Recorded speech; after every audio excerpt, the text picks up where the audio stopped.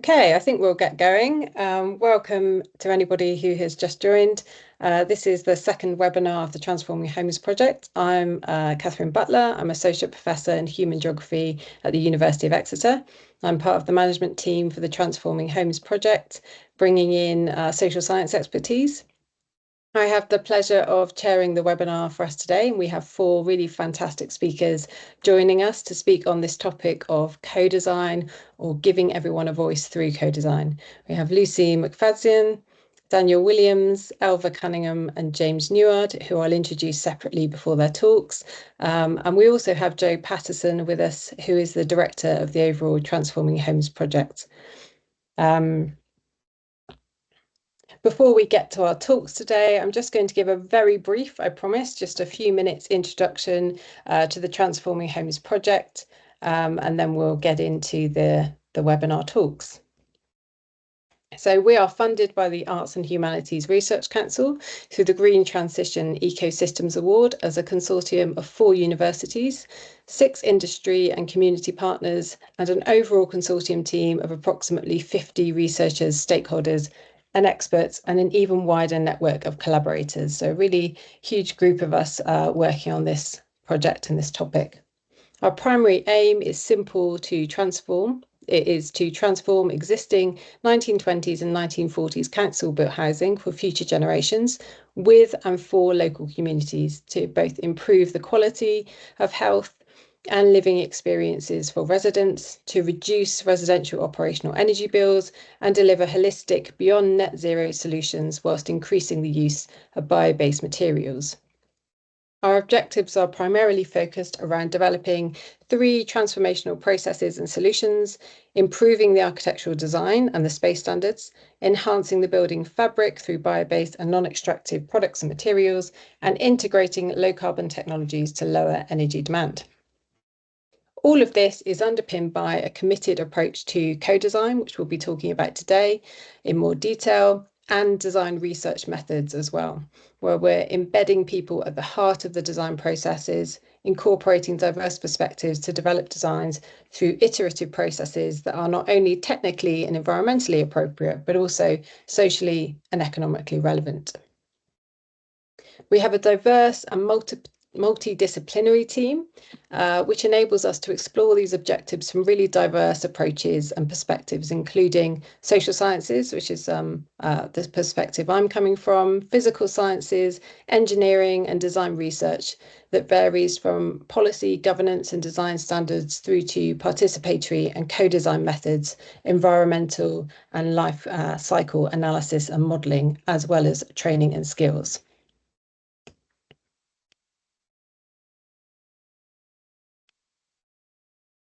A significant part of our project is focused on and informed by the live transformation of up to 10 demonstration homes in Bristol and Swansea, co-designed with residents and stakeholders to both understand and explore and apply research through design processes. The series of 3 webinars as part of this project will provide an insight into and showcase the breadth of research, share emerging outcomes from the project, and demonstrate opportunities to transform our existing housing stock. This second webinar today is focused on co-design and questions about how processes of co-design can be placed at the heart of transforming homes to make them fit for future generations.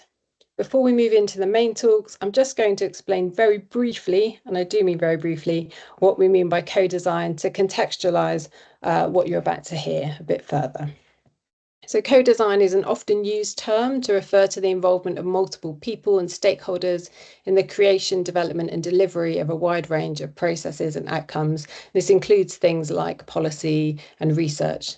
For our purposes, co-design refers to processes involving a wide range of stakeholders, including residents, in the creation of designs for homes and places to create outcomes that are livable and regenerative through non-extractive processes that focus on collectives and support the formation of connections rather than treating people as isolated individuals. That is all I'm going to say on it, and I'll leave the rest to our speakers today. The talks today are going to address different approaches to and dimensions of co-design, including inspiring examples of co-design in practice, the challenges that arise for and within co-design as well. We have 4 presentations today. Lucy will talk about the Transforming Homes project and our approach to co-design. Daniel, Ailbhe, and James will talk about co-design from their different perspectives within local government and architectural and community practice. Following this, we'll have approximately 30 minutes for questions and answers. The talks themselves will likely raise several areas of interest and create insight into challenges and opportunities that might prompt or provoke questions. So do feel free to just add your questions to the Q&A, which is available now as we go through today. And I will return to these at the end, or if you prefer to ask the question yourself live at the end, you can do that as well. So I'm going to stop sharing and introduce our first speaker now. So Lucy can now share, and I'll introduce Lucy McFadzean, who is an academic researcher working as part of the Transforming Homes project team. She's focused on our co-design and resident engagement activities. She has a background in cultural studies and human geography and has worked on multiple projects involving different forms of co-design, including creating for co-designing policy with young people and researching how culture can be used to support imaginaries of just urban futures. So I'll hand over to Lucy for our first talk. Thanks. Thank you, Kat. Hopefully you can all hear me and see this, but if not, just someone who can unmute pipe up. So today I'm going to talk a bit about some of the ways we at Transforming Homes are working closely with residents to ensure that they're truly at the heart of changes happening to their homes.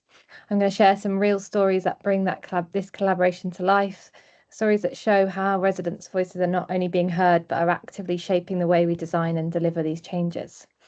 And beyond that, I'm going to talk a little bit about how co-design is helping us think differently, more creatively, more inclusively about what future homes could look like and how we're going to get there together. So my first slide might be a little bit familiar. So I just want to share a bit to begin with about our ambition and why we're putting resident knowledge, voices and ideas at the heart of Transforming Homes research. So at the core, it's quite simple. We believe that engaging residents is essential if we want to create homes that are truly livable. Homes aren't just buildings, they're relational spaces shaped by the people who live in them and the relationships they hold. After all, buildings don't use energy, people do. People use energy to cook, to care, to connect, and to live their daily lives. And our research is helping us understand this more deeply. For example, not just how people use their thermostats, but why. What are the routines, the values, and the needs that shape how people live in and relate to their homes? We also believe that co-design plays a vital role in creating collective and regenerative transitions. That means thinking beyond individual houses and looking at neighbourhoods as a whole, the dynamics, the histories, and the relationships of trust and ownership that shape how change happens. For example, when residents come together to realise that damp isn't just a personal issue, something that is affecting many of the homes we're working with, it shifts the conversation. It moves blame from individuals and opens up space for shared understandings of collective solutions. Co-design gives people this agency to be a part of the solutions and shape how they're delivered. And finally, co-design helps us ensure that these transitions are non-extractive. We're not just here to gather input, we're here to make sure that residents find real value in the process. That might mean using bio-based materials, yes, but it also means asking, what does local delivery look like? How can we honour local heritage, local stories and local skills in the way we redesign homes? So I want to talk a little bit about how we're doing this.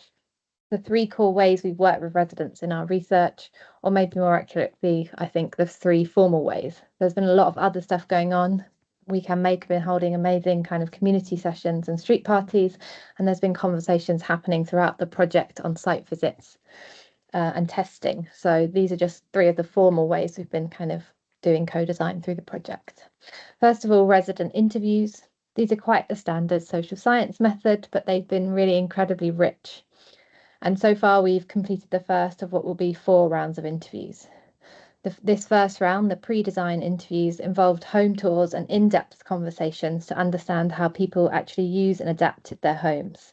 This gave us powerful insights into lived experience of housing, things like the daily routines that residents have developed to keep mould at bay, and that these aren't just technical issues. We've learnt how they affect health, well-being, and how people feel in and about their homes. And we'll be following these interviews up with 3 more rounds, one just before the works begin, one during the works, and one after the transformation is complete, which will help us track change over time, and not just in the buildings, but in people's experiences of them. Alongside this, we've been running a series of co-design and community workshops across our 2 demonstrator sites that Kat mentioned. One in Bristol with We Can Make, and one in Swansea with Swansea Council. These workshops have been a really important space for residents to engage creatively and in depth with the transformation process. They've helped build a collective understanding of what makes a home valuable and what challenges people are facing. We've used tools like prototyping to explore which spaces matter most, and card-based activities to unpack how retrofit works and how different interventions interact. They've also been a space for relationship building, like our resident roundtables, which have helped strengthen trust between residents and those who are delivering the work. And finally, I want to briefly touch on our national charrettes, which some of you may have heard about in more detail at our last webinar. We've been travelling across England and Wales, speaking with social housing residents living in interwar estates, asking, these homes are nearly 100 years old. How can we adapt them for the next 100 years?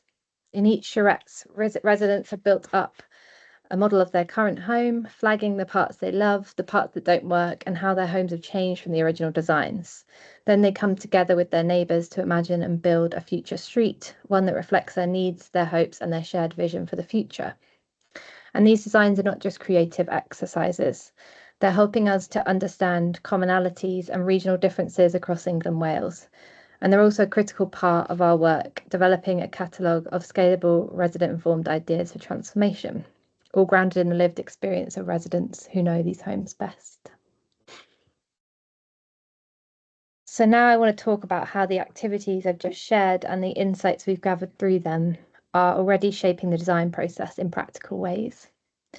First, we've seen how individual resident experiences are directly influencing the data we collect. For example, one resident raised concerns about noise between properties, and that has led us to prioritise measuring sound levels as part of our assessments. Co-design insights have also become a core part of the resident briefs we're working from. A great example is storage. It came up again and again as a really key issue, and that's led to the development of ideas like a dedicated tech shed to ensure that new technologies don't encroach on existing storage in buildings. Residents' deep knowledge of how their homes function has also been invaluable. In one workshop, residents flagged a drain outside the kitchen window, which meant they didn't open it for ventilation, something that might have been missed otherwise. And that insight has helped shape the design response. We're also seeing resident preferences influencing how work is delivered. Some residents have expressed a desire to carry out certain improvements themselves, and this has opened up opportunities for community-led delivery, something being explored in Bristol, and developing local skills in the process. Internally, we've been analysing materials and ideas through design workshops. For example, recognising the importance of having a space to dine. The absence of that space came up as a significant issue, and it's now an important consideration in developing the design catalogue.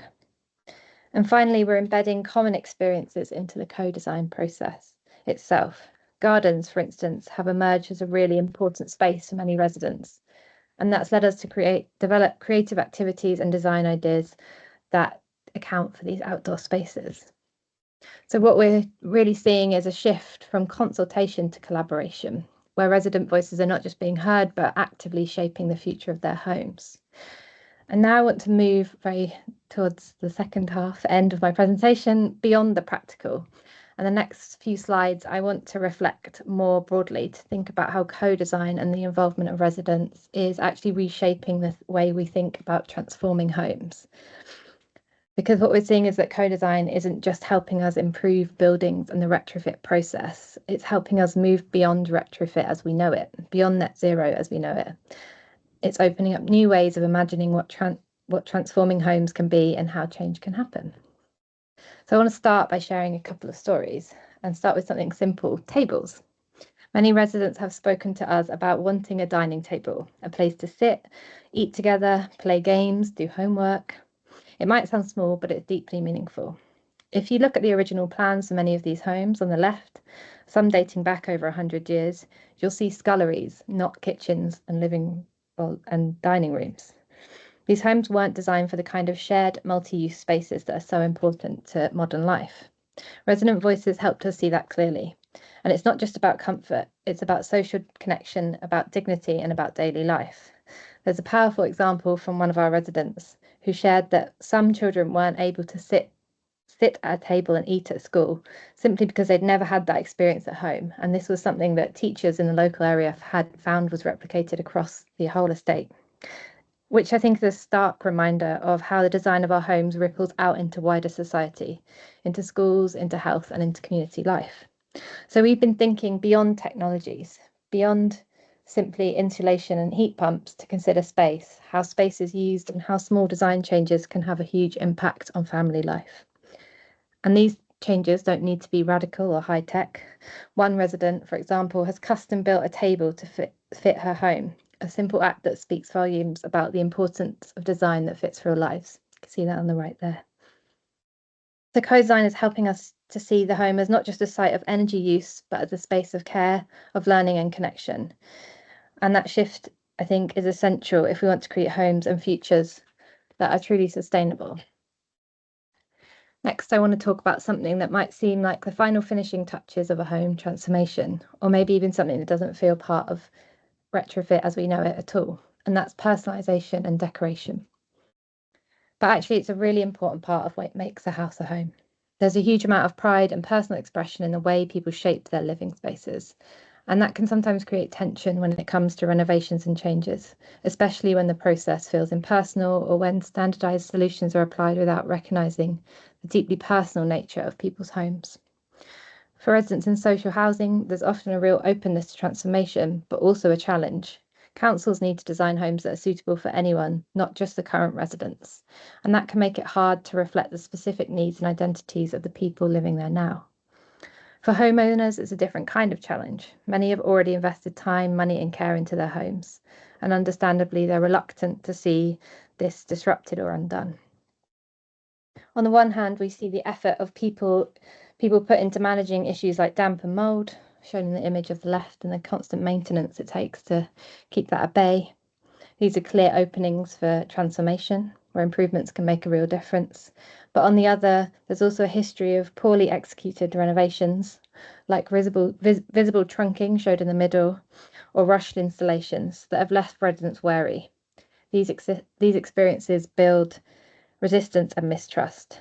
That's why our co-design process has placed real emphasis on these so-called small elements. We've created space for open conversations, for residents to meet contractors and to learn about what's worked and what hasn't in the past.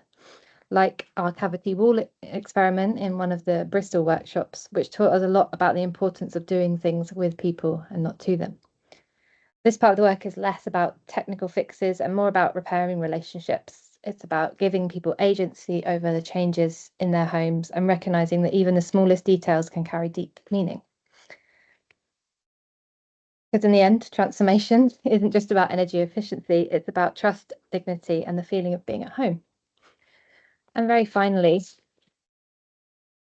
I want to talk about how co-design is helping us restory the places we're working with and the places we live. Because the role of co-design and transformation isn't just about changing technologies, improving insulation, or adapting internal layouts. It's also about reasserting the value of homes and reconnecting the past to the future. By grounding our research in and engagement in the histories of homes and estates, and by reflecting on these histories of residents, we've been able to support people in reclaiming the meaning and identity of places. It's about seeing homes not just as units, but as part of a living and evolving story. Take the first image here, which is a historic estate. The estates were built as communities and they were imagined as neighbourhoods. as collections of homes with shared spaces and shared futures. The original design intent was powerful.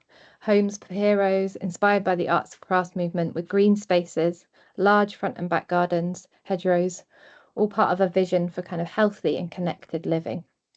We've been embedding conversations about home transformation within that original vision, asking how today's changes can honour and extend to those values. For example, we're exploring the use of bio-based materials, not just for sustainability, but to connect with local heritage, local production, and resident control over the look and feel of their homes. This opens up a much more expansive potential for transformation, one that goes beyond retrofit as we know it. It's about supporting people to take agency over their streets and neighbourhoods and using co-design to foster relationships and shared purpose. In second image, you can see one of the streets we constructed during a co-design charrette, a space where neighbours came together to think about their homes connect and how their lives intersect. And in the third image, a street party hosted by We Can Make, who have a dream fund for the street, we see how these ideas come to life. It's not just about buildings.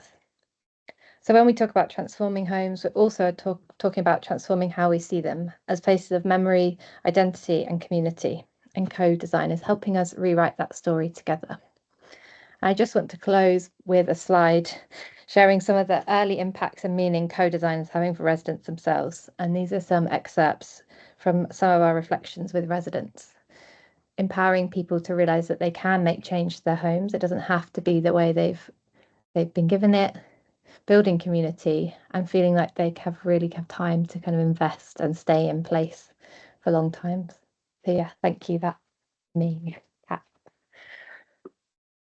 Fantastic. Thank you, Lucy. I'll ask you to stop sharing and Daniel to share his slides, and I'll introduce our next speaker. Here's Daniel Williams. He's a resident involvement officer from Wythenshawe Community Housing Group. He works in that role to ensure the group remains accountable to residents and that residents can meaningfully impact decision making. Daniel has worked in housing for the past 5 years, including previously as a coordinator for Wythenshawe Community Housing Group's community volunteering offer. So I'll hand over to you, Daniel, and look forward to your presentation. Thanks. Thank you very much. Can everyone hear me all right and see the screen? Yeah. So here's the contents. Instead of talking through the contents too much, mainly looking at the challenges and opportunities around resident involvement and co-design, I'll just use this as an opportunity to make a couple of disclaimers or so. So the tone of this will probably be a little sort of less optimistic than Lucy's very good presentation, which preceded mine. I'll also say that I've tried to pitch this at the right sort of level. I'm conscious not everyone on the call, a very small percentage of people on the call are sort of from a housing background. So let me know if there's any terminology that's not too easily understood. And then finally, using the term resident as sort of a catch-all term for anybody who lives in one of our properties or in one of our buildings. So I will get us underway. Little bit of background on WCHG, which is Wythenshawe Community Housing Group. So Wythenshawe Community Housing Group formed around a decade ago as a merger of two social housing providers, which were Willow Park and Parkway Green. It's the biggest social housing provider in the city of Manchester, supplying approximately 14,000 properties to around 33,000 residents, and it predominantly serves Wythenshawe in South Manchester. For those of you who are not familiar with the geography of Manchester, we have Manchester just here on the right, and Wythenshawe is made up of these bottom 5 wards. So Bagley and Brooklands in the west, Northenden and Sharston in the east, and then Woodhouse Park in the deep south of the city, which is also where Manchester Airport is situated. So resident involvement, the big picture. Just to kind of give people a little bit of the regulatory policy context around resident involvement. So it's been sort of on the radar for first local authorities and then social housing providers since around the 1980s. That's when it gathered increasing momentum. Its status in its importance has been crystallised ever since the Social Housing Act of 2023, which, aside from strengthening the power of the regulator social housing, it also introduced new consumer standards for social housing providers. So this includes the Transparency, Influence and Accountability Standard, which states the following: registered providers must take tenants' views into account in their decision-making about how landlord services are delivered and communicate how tenants' views have been considered. So that's the kind of backdrop to the work that myself and my team do. So, resident involvement at Wythenshawe Community Housing Group. I've included a diagram here. I'm not going to talk about it in great detail because it could be here for a very long time. What I will say is we have the board and committees at the top there. One of those that's of particular note is the Customer Experience Committee, which has a number of residents on board, and those residents are paid for their services to the provider. And then a little bit lower down, we have where myself and my team come into play, which is in formal and informal engagement. So under formal, we have a few of the different panels and groups that exist within Wythenshawe Community Housing Group that allow residents to scrutinise what WCHG is doing, how it's spending their money, and the decisions that it is taking and influencing those decisions as well. And then under informal, these tend to be groups which exist maybe outside of our control, but we like to kind of attend them or engage with them in some way so that we kind of have a wider base of involvement. And I absolutely welcome questions about any of these at the end of the presentation or the webinar.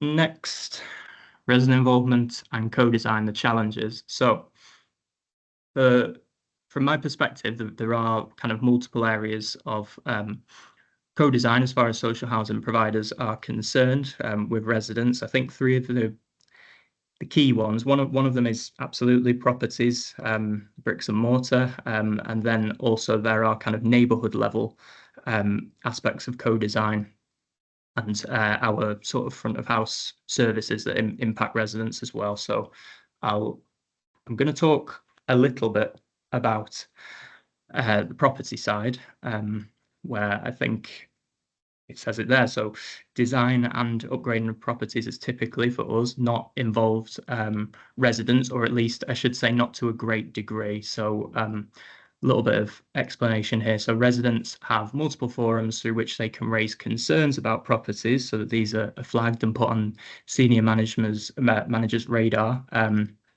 These include our service inspectors, our tenants and residents associations or community voice meetings, our high-rise living forum for those who live in the tower blocks, and then also, of course, complaints as well themselves.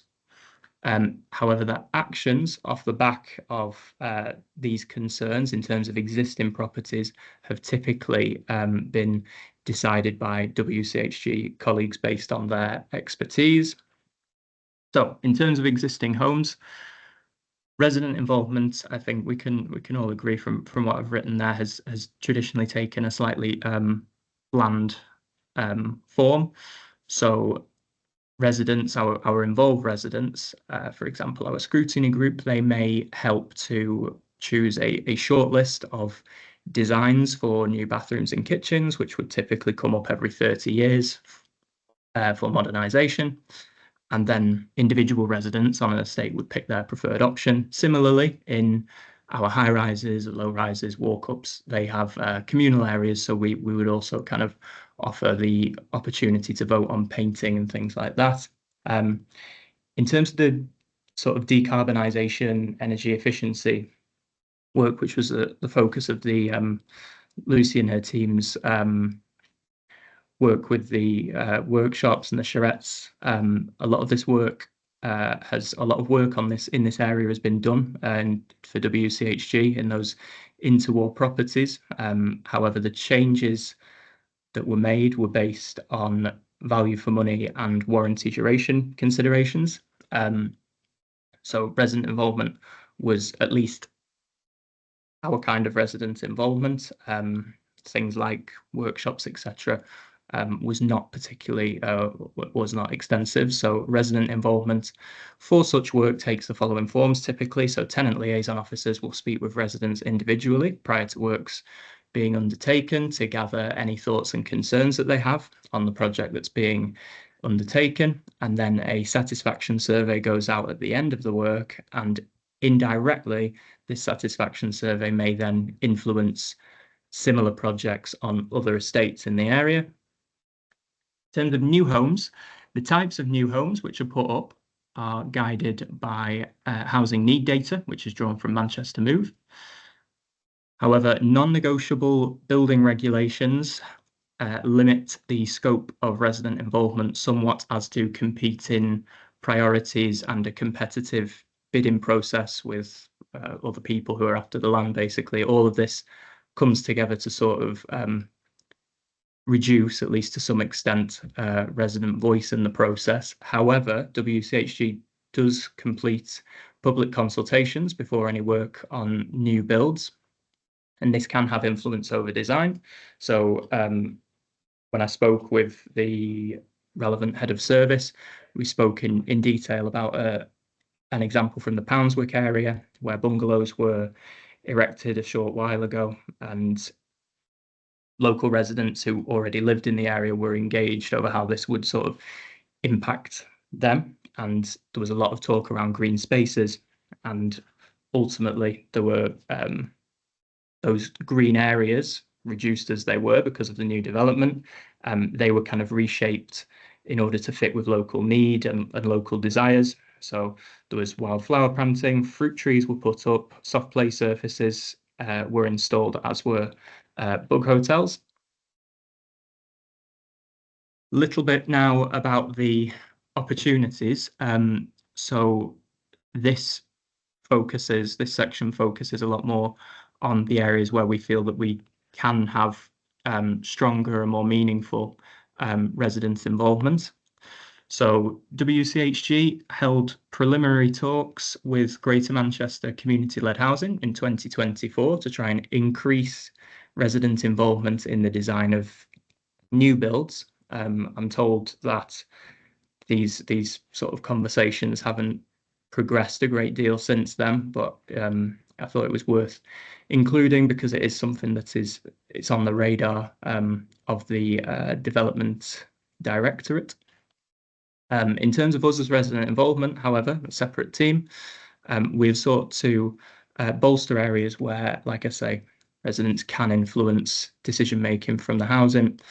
So there's a lot been done around co-design of services through task and finish groups, ad hoc workshops and the like. This was done, for example, it is being done currently over our redesign of the website and the self-serve aspects of it.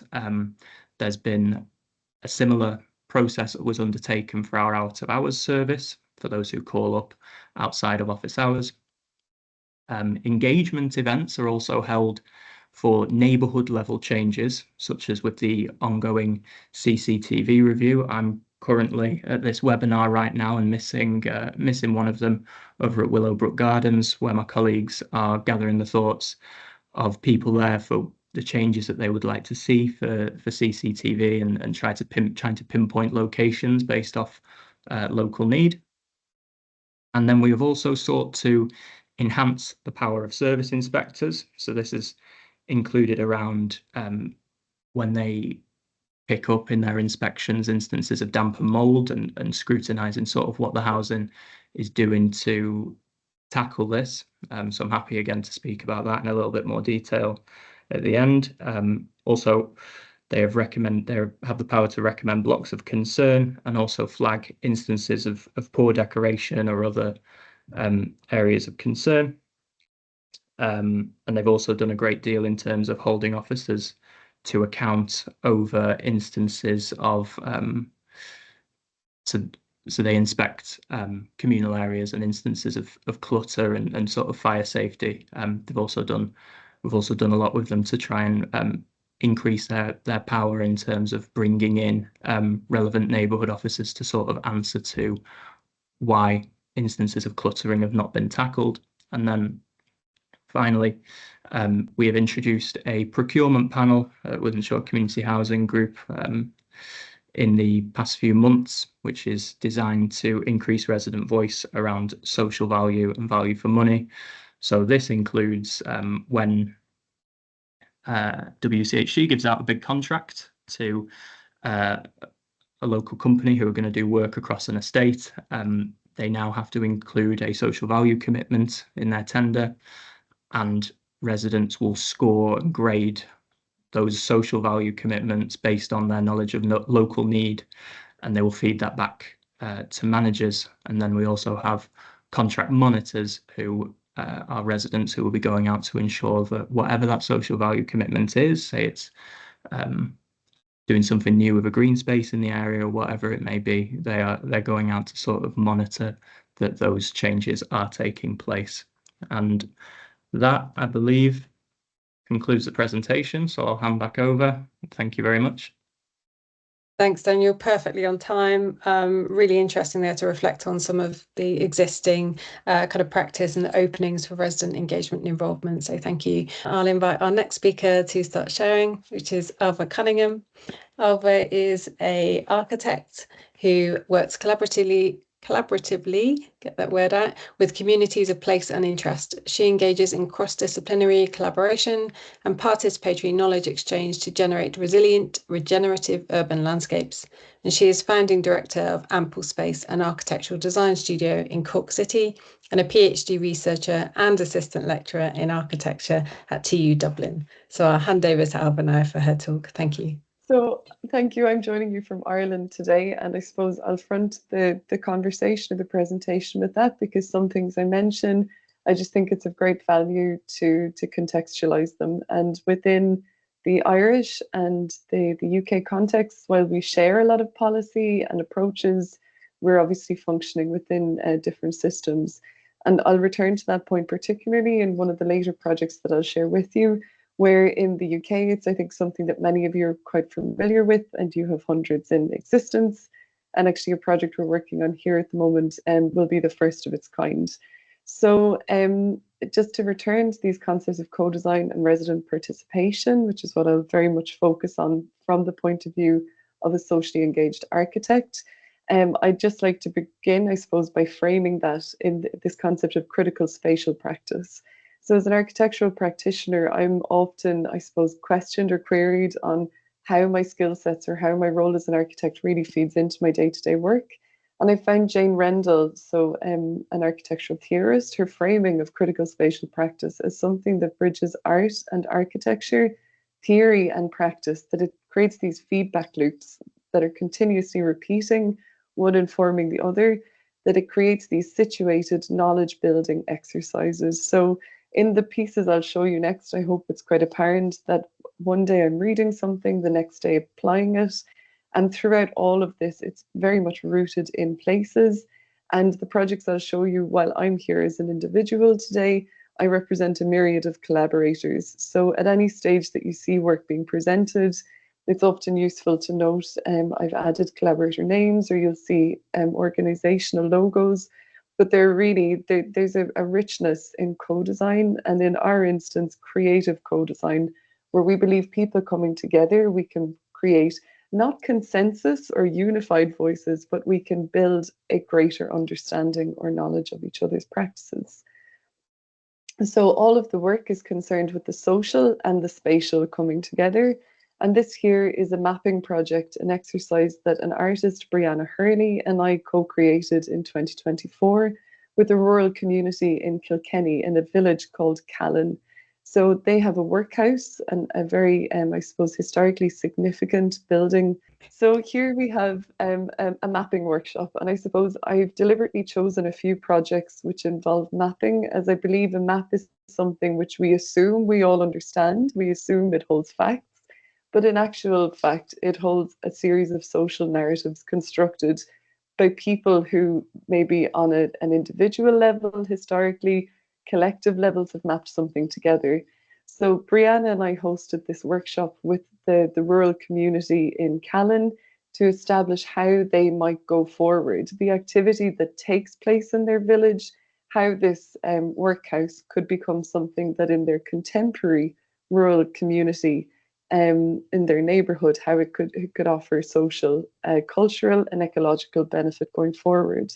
So when we think about that idea of mapping, you can see here a series of pens, paper, crayons, overlays, really through discussions. So I think there are going to be many familiar threads here from Lucy's presentation in particular, through these informal engagements around this map as the table or the place of gathering.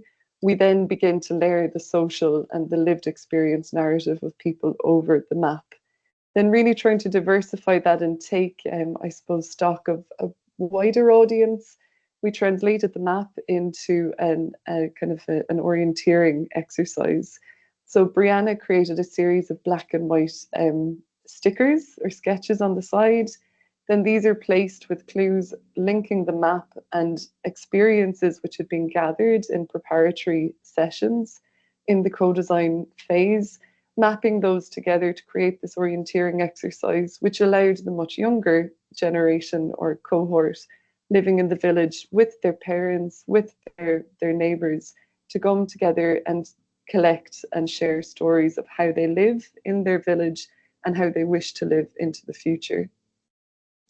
Then moving to something which is entirely future focused, this second project, Reimagining Elderhood, is considering how a group of musicians living in Cork City can prepare for their future of living in the same city.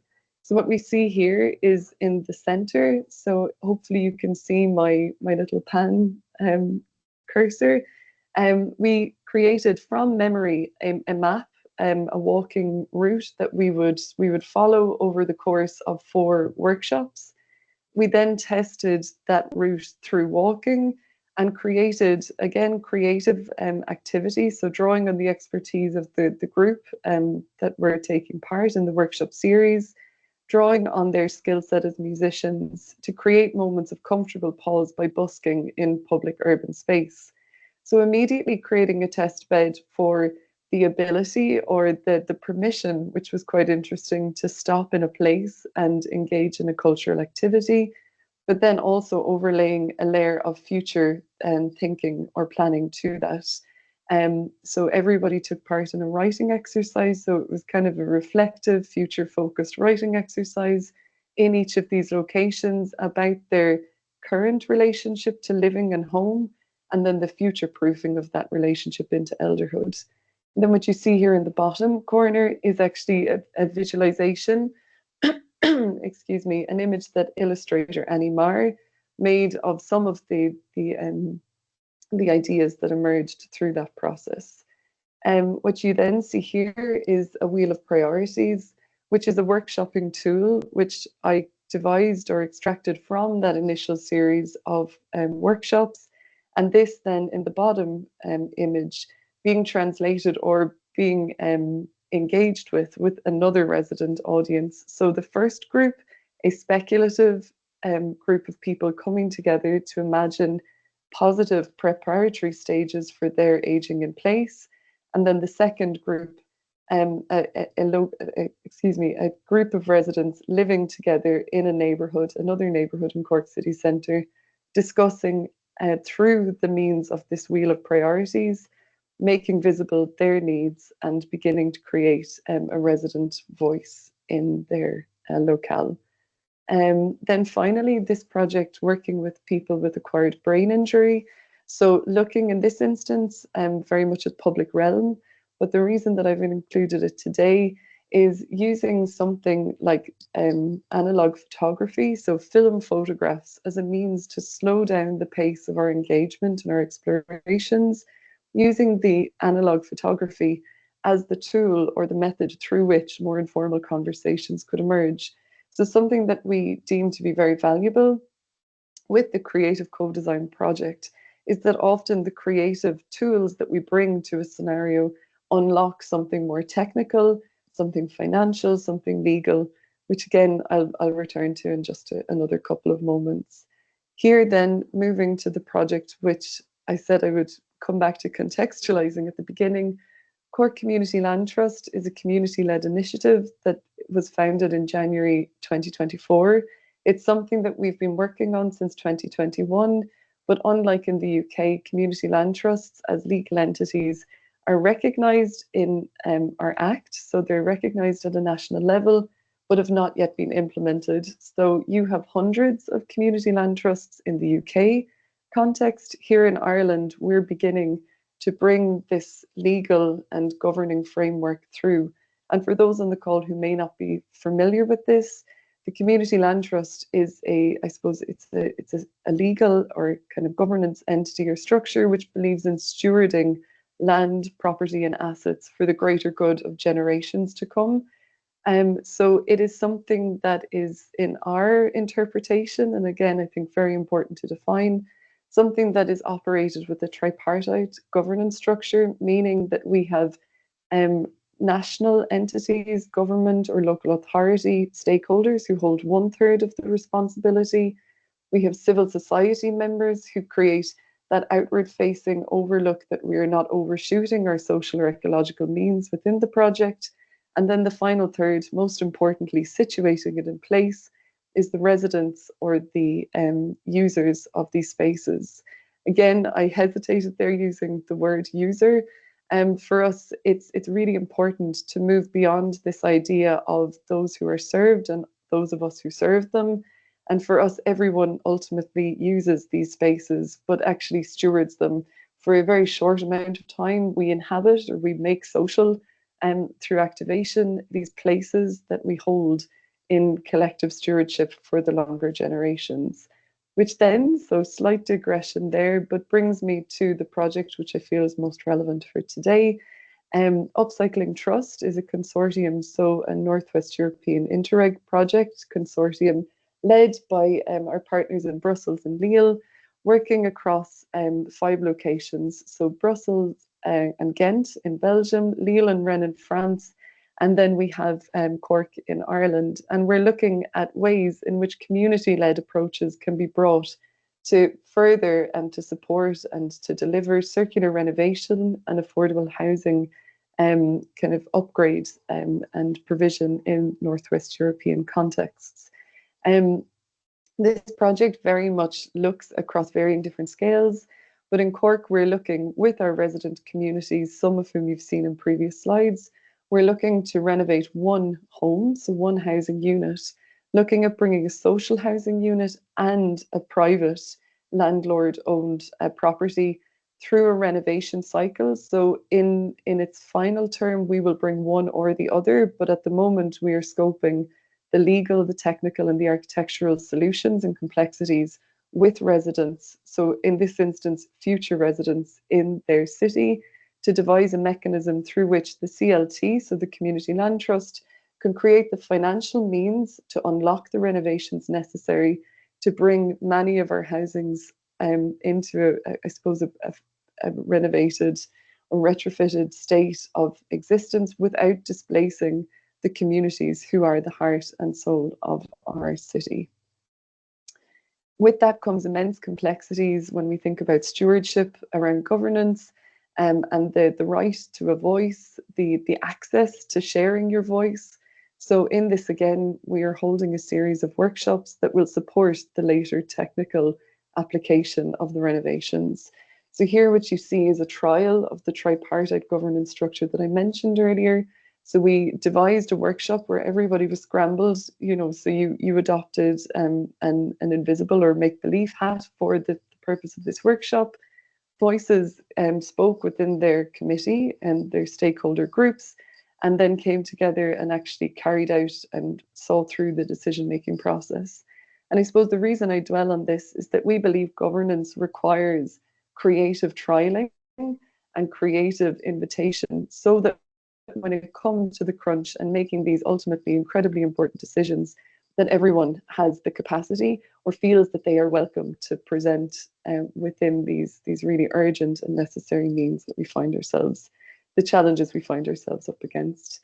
So then very briefly, and this is something that will be carried out over the next 4 years. So I'm in the first year of a research project, but really looking at expanded architectural practice methodologies, how expert by practice knowledge can be supported by expert by experience knowledge, how socially engaged practice and situated practice methodologies, how these can be used as the tools or the methodologies through which we bring expert by practice and experience knowledge together, and really coining this at the moment as expanded architectural practice. The aim of the research is to figure out if a forward-feeding and socially oriented post-occupancy evaluation methodology can really begin to create that agency and deliver it not just for, but with community stakeholders in social housing schemes across the context in Ireland. So thank you very much, and I look forward to the Q&A shortly. Thanks. That's fantastic. Thank you, Ailbhe. I'll ask you to stop sharing, and I'll introduce our final speaker for today. James Neward is a designer and project manager and retrofit advisor. He is also a co-founder of Your Space, a community land trust in York, and as chief of operations, he leads delivery of low-carbon, affordable housing shaped by future residents. He works nationally with the Confederation of Co-operative Housing, and he serves as a retrofit advisor for them, bringing his expertise to cooperative retrofit schemes across the UK. So I look forward to hearing James's talk, and I think you're ready to go. Thank you. Yeah, great. Thank you. Can you see my slides? Does that come up all right? Excellent. Okay, great. So I'll try and be as quick as I can. But yes, thank you very much. So I thought I'd give you a bit of background about me. I know you just heard my intro, but I'm here representing the CCH today and the Confederation of Co-operative Housing. They are the national trade body for housing co-ops in the UK. And the role that I'm performing with CCH is that I have background in retrofit coordinator training. I've also got an architectural background, an energy assessment. So what we're trying to do there is we're trying to bring forward deep retrofit at a community level for cooperative housing to help decarbonise existing housing stock. So on a national level, I'm working on that. As just mentioned, I also work locally in York, where I live. I set up Your Space, the Community Land Trust, and I perform a few roles within that organisation around community engagement. I'm also a community-led housing enabler. I'm also a member of Lowfield Green Housing Co-op, who is one of the organisations working with Your Space. So in terms of my engagement, in terms of co-design, I'm sort of on one hand the designer and on the other hand the actual client. So it's quite an interesting role I perform. And then finally, just as a mention, because it's something relevant, in that I help run a community co-working space in the centre of York above a loft space above a brewery in York, which is where I am beaming from today. So in terms of sort of talking about what it is that the angle that I'm coming at from here, I thought it was useful to talk about the framework that sort of underpins a lot of what I do in terms of the work. And I think that's important when it comes to engaging people in a co-design process, like having a structure to what it is that we're doing. So I'm going to focus a little bit on that today. So in terms of my interest, so I'm really interested in permaculture and the idea that making things environmentally sustainable, making them affordable, but also really the key element of this is making it community led, and those things are sometimes challenging. So when you think about being sustainable and being affordable, those two things are constantly at loggerheads. So the only way in which you can sort of move that conversation on forward is to put people at the center of that. So we talk a lot about earth care, people care, fair share, and how you balance that. We like to think of it as three legs of our stool, and sometimes it's quite challenging, but the only way to really deliver effective outcome is to engage people in a conversation. In terms of just flicking back to the CCH and what it is that we're doing there, so CCH looks after 200 members, cooperative members across the UK, some of which are registered social landlords. So one of the primary functions for me to come into this role at CCH, where I'm running a retrofit advisor service there, is to help those co-ops take on this tackle of not just the regulatory requirements which are required to do by EPC Ban C by 2030, but also the helping members reduce their energy bills. We've all been hit by that, and that can be at times a emotive subject, especially when it comes to what people are paying and what people can afford.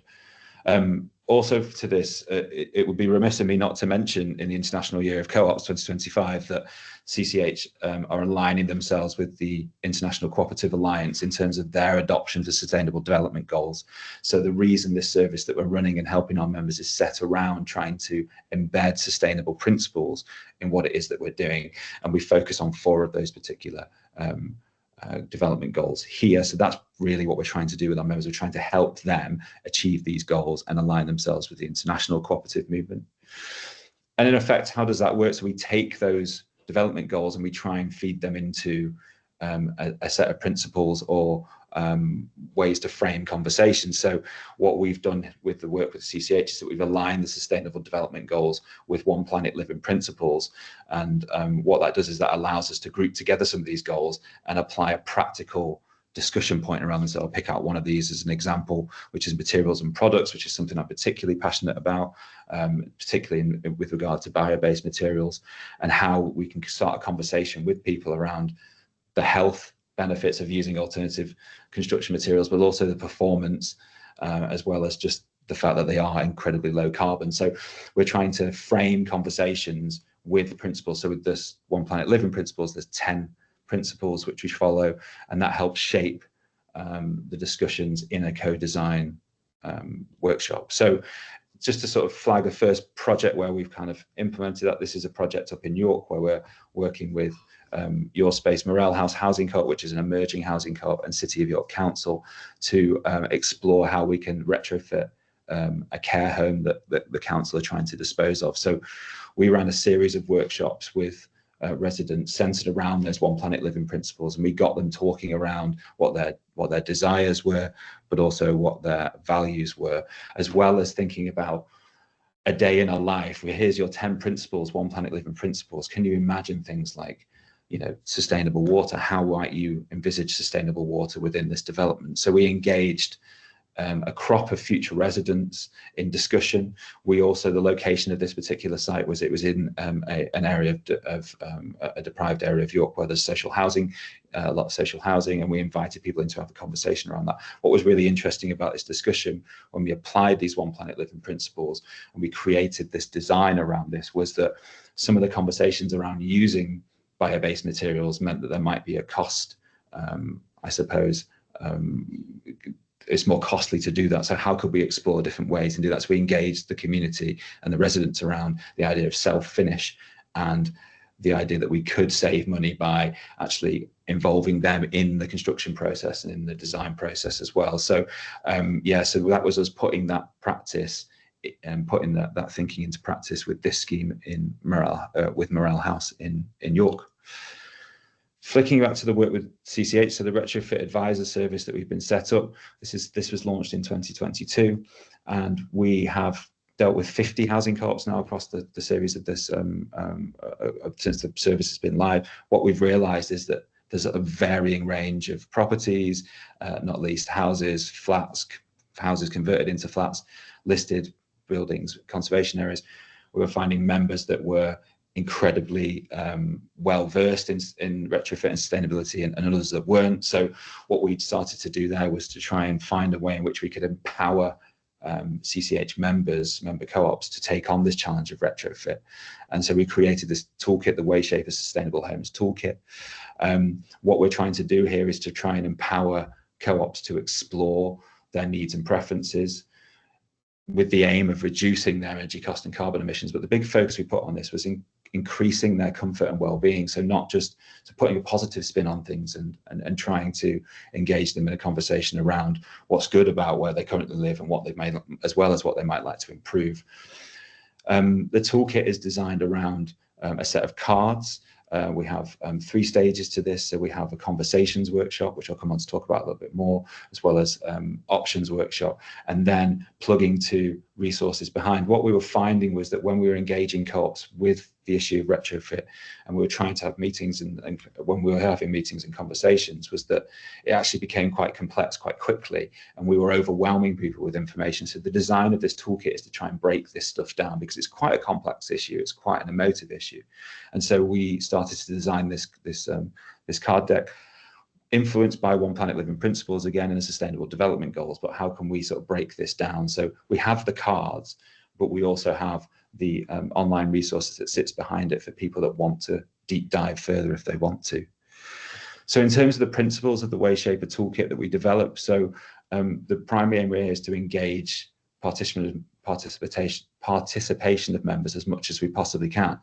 And that isn't just necessarily in workshops, but also how can we do that through questionnaires for people that can't make workshops, exploration of all options, so actually genuinely mapping out all. And so we have 51 options, like 51 different measures you could apply to a building. How do we work through that? And trying to think about how those measures interact and how holistically you might start planning that if we choose one option, that might block off another option. And rather than just coming to them and telling them that, actually having them engaged on that journey with us in that process. Making the information accessible. So as I was saying at the start of this section, we felt like we were overwhelming people, and having these things broken down onto cards with bullet points, and I'll come on to talk about some of the anatomy of the cards, was really helpful to try and break this down to help people make decisions rather than overwhelming with information. So in terms of the conversations workshop that we run, this is basically 5 themed questions, prompts that help people start talking about this, quite literally having a conversation about this.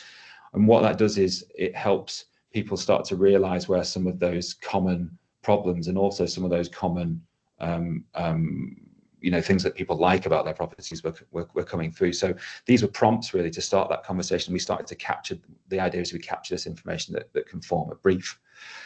The idea being around these kind of questions, especially when we start thinking about EPCs, energy performance certificates, and performance of properties and how other ones might prioritize others, and also equitable planning, because we found that one of the things within a co-op or within a community setting is understanding sometimes some people are more equal than others, and trying to find a way to sort of cut through some of those perhaps feelings within a housing co-op particular that certain people are getting advantages more than other people are being prioritized than others. So the idea being with this conversation is that we can start to see commonality, we can start to see where those themes are, and we can also start to take out this objectively rather than subjectively, which properties you might identify first. Beyond the workshop, I mentioned sometimes we can't always get in a room together, so we've designed a questionnaire and framework that sits behind this toolkit too, which is helpful. And then moving forward and looking into the options workshop and how these things move forward, we've themed these again. This is in 8 sections, so we're looking at different elements of the fabric as well as building services, and all these things are themed so that they give you information on certain measures. So in terms of looking at the option cards and what you produce, we have all these different themes. So the one that's picked out here is air source heat pumps, and that's the one that most people want to talk about. Everyone's been told to have a heat pump. So getting into the conversation about where they can be good, where they can't be good, and really spark a conversation about whether people want this, whether people want these types of technologies, and where the misconceptions about what the problems with these types of technologies are, and as well as potential opportunities for grant funding and things.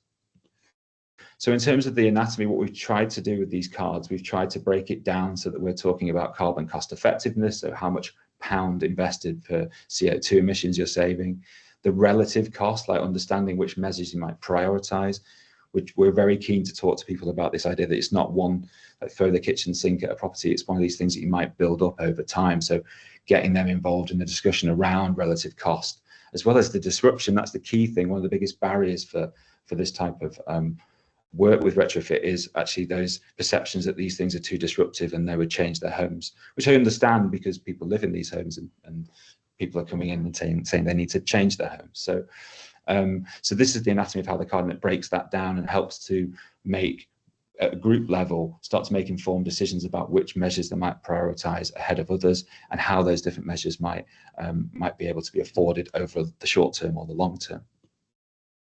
And then the traffic light system, we've introduced a RAG system here in terms of understanding like certain measures you just can't do because you're in a certain area, and hopefully these cards start to identify things like if you're in a conservation area or if your property is listed, or just some constraints because of the site or the house or the location of where you are. And this has really helped those conversations about why things can't be done and why things have to be done, and that is sometimes one of the barriers that comes when you're a consultant coming in, talking to people about changing their homes. And then finally, I just mentioned about how this links to a toolkit behind on our website, and so there's more detail there. There's lots of links to different suppliers, lots of different resources. So again, if people want to know more beyond these cards, and they do, and what we've been finding with our co-op members is that engagement through these workshops is actually ending up with people wanting to be champions and wanting to take this role on within the community. And yes, I mentioned these implications and interdependencies, like how certain measures might require other measures to be changed, and that can help inform co-ops when they're making decisions about which measures they prioritize and which they decide to do later. And then in terms of the outcomes and next steps, so what this helps do is it gets that resident buy-in and engagement and consideration. It starts to help them understand consequences, and I mentioned the cost and disruption, but just being exposed to options and technology, things that they might be interested in, things that they might not, rather than just being presented with a solution, you're actually exploring lots of different things that that can help get a much more vibrant output in terms of engagement and buy into this. So if I have time, I might just have time to rattle through one case study here. So in terms of looking at how we've applied that, so we've been working with a housing co-op down in Coventry, Starley Housing Co-op. They own 48 properties with 48 buildings with 65 properties. It's a Victorian terrace street that has a series of dwellings and apartments, and this street has been converted over time. And here's a shot of the street here and what we're trying to do. So what we have there is we access Community Energy Fund grant funding to explore a feasibility on how we might apply a community level retrofit on these streets whilst exploring community owned energy. And this image at the bottom here, looking at where we might be able to explore ground source heat pump, and where we might be able to explore things like solar array and different orientation of roof pitches. So this is the street. So we have Starley Road Housing Co-op here, and we have west facing as well as east facing roof slopes, and then we have these areas of land around here. And what we tried to do was to identify different archetypes within the street and do a deep dive on those, whilst then also bringing the group together as a collective to run these workshops with the Wayshaper toolkit. What that's done is has allowed us to get into conversations of things that actually the co-op thought they dealt with and they actually hadn't dealt with. So one of those things that came up was a damp and condensation issue that the actual committee and the co-op team thought they'd resolved. Through the conversations workshop, we actually found that they hadn't been resolved, and actually that actually unearthed a different path we were taking with this particular retrofit of these properties. The other thing we stumbled across with this conversations workshop was the sensitivity around bills and the sensitivity of talking about how much people are spending on energy. We came across two issues with Starley, in that some people were just having standard direct debit bills, and other people had issues that were meters that were just paid by meters. So there was a discrepancy between what people knew they were spending and how people were paying, as well as the issues around standing charge and other things. We realized it was quite a sensitive issue that became a challenge for the residents to talk about, and that has actually moved on into sort of conversation around helping those tenants with some advice around energy use and how they might be able to save money on bills.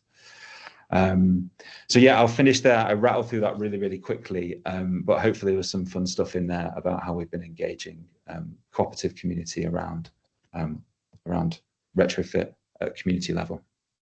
That was fantastic. Thank you so much, James. Thank you to all our speakers.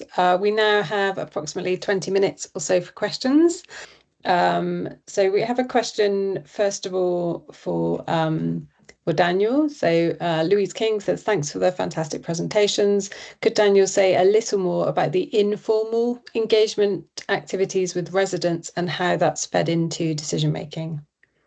Yeah, so I should say I don't think that the diagram you saw is perfect. There's one or two that I would have actually probably speak to my colleagues. I would have slipped them under formal, but to give an example, the kind of most obvious one probably is tenants and residents associations. So they are associations which are not governed by WCHG. They are independent. They are standalone. They encompass. They tend to encompass our residents, but they can, in instances, also encompass wider stakeholders who live in the area, such as homeowners or people privately renting, or even live in other social housing provider properties. So to give an example around how they influence decision making, when work is being completed, or a big program of works is being completed, the relevant colleagues tend to attend Tenants and Residents Association meetings. So for example, recently we have one in the Royal Green area of Northenden, where there are two very large high-rise tower blocks, Westview Court and Bagnall Court. And we had, I think it was, well, there's kitchens recently being installed. Previous to that, it was new fire doors and things like that. So colleagues tend to attend those when that work is coming up, and they use the opportunity to hear from residents about any concerns that they have, to consult with them, and to see if there's any way that works can be tweaked, and any sort of additional support that residents need. That's one example. I'll try and pick on another one. I think somewhere in there we have community groups and volunteering groups. Yeah. So voluntary and community groups also, we try to make use of them in the sense that, so as a team, resident involvement covers resident involvement, but it also covers WCHG's volunteering offer, which typically operates from some of our community centres, and that's a variety of things like parent and toddler groups, older people's groups, arts and crafts.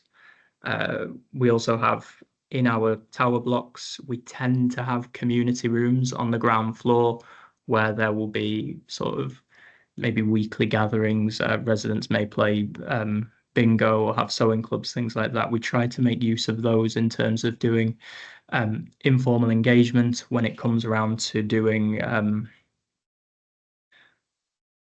some kind of consultation. So take, for example, the CCTV review that we're doing at the moment. We're going around to each of the high rises. We've done our best to kind of get it to coincide with busy days, to make sure that we can hear from as many people as possible about their views on CCTV in the local area, what they feel that the current service, which is going, has been missing, what information it's not been gathering, and potentially also locations.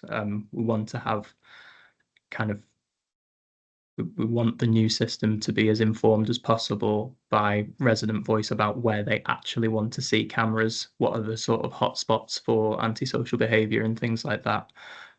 So that's a couple of ways that we use those informal mechanisms to influence our decision making. I hope that's helpful. That's great.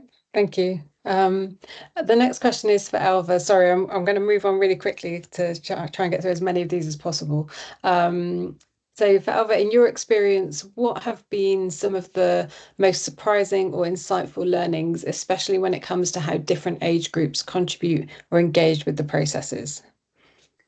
So I think engagement with the processes, for us, the learning is actually reaching people of different age categories first. So trying to pair activities that suit a 3-year-old, a 15-year-old, and an 85-year-old.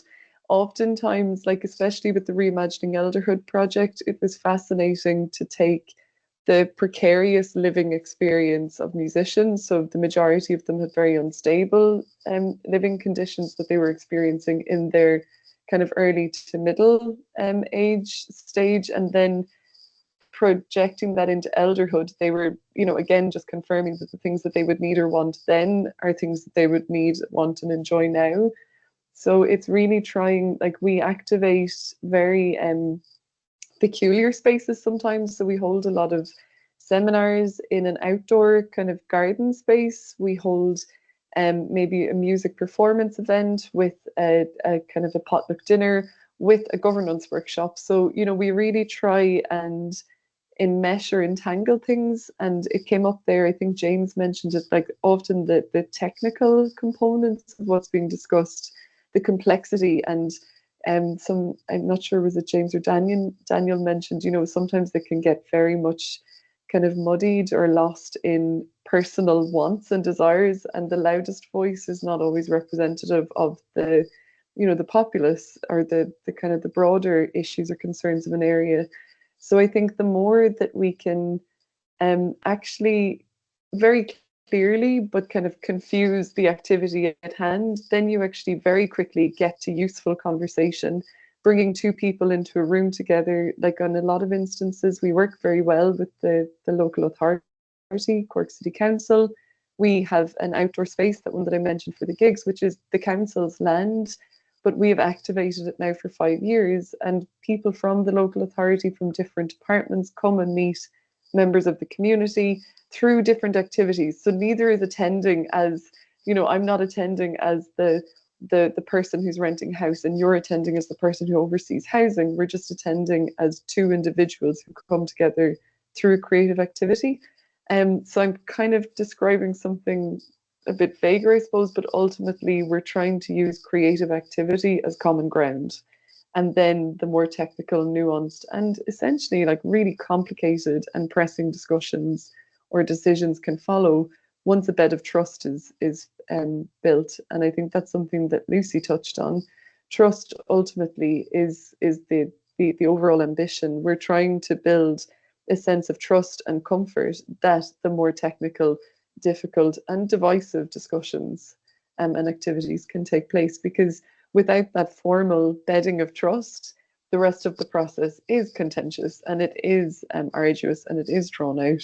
So what can be perceived as being maybe like an overspend in time or money, ultimately in the bigger picture of a project, and with these often looking at incredibly large budgets, when you look at larger regeneration schemes, it is incredibly good value for time and money if that can be valued at the outset.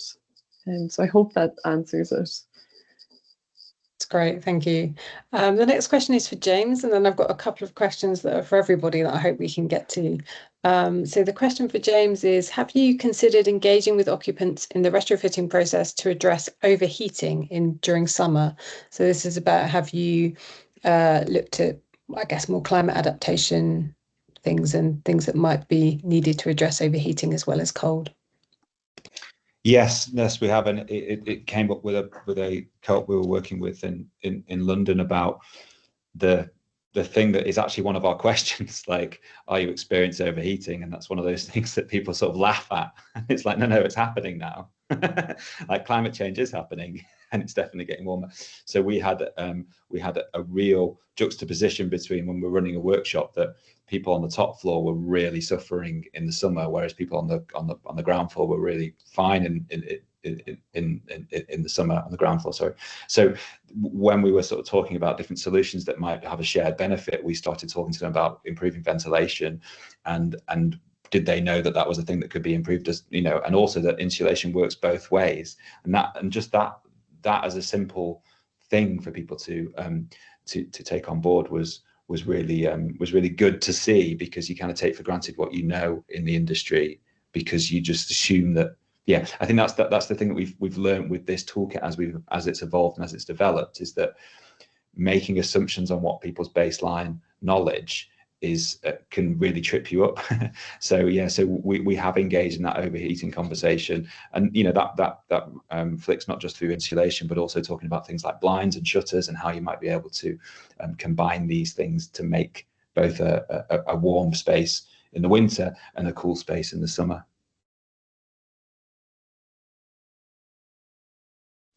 Great, thank you. The next question, I think everybody, or maybe I'll invite a few of you to comment on. This is about obstacles in communicating the idea that homes or retrofits are not intended to last forever, that actually they will need maintenance. This isn't just a kind of you deliver it and then it's done and it never needs maintaining. And they're asking a question about how we can communicate about that without it being seen as a sort of quality issue or something that's more to be expected. Maybe if I come to Lucy, since I haven't brought you in yet first, would that be okay? Yeah. Yeah, of course. I suppose one way that I can see that conversation happening in our work is through this kind of building a longer term narrative of housing, and so how it was originally designed, the transitions that have happened from kind of 100 years ago, different heating systems, and kind of histories of adaptation to show that, to kind of build this understanding that, retrofit isn't a one-off fix, and actually nor is any kind of changes to our home. It's always a case of building and adapting and building on homes as we go. So that kind of begins before the conversation of what we currently think of as retrofit begins, and actually draws it into a much longer process. I think that would be a very quick one way that we're doing it, and I'll let other people come in. That's great. Would anyone else? James, great. Thanks. Yeah, I think it's that common misnomer, isn't it, that like every building's maintenance free. Like I think you have to set your stall out really early doors and make it clear that that is the case.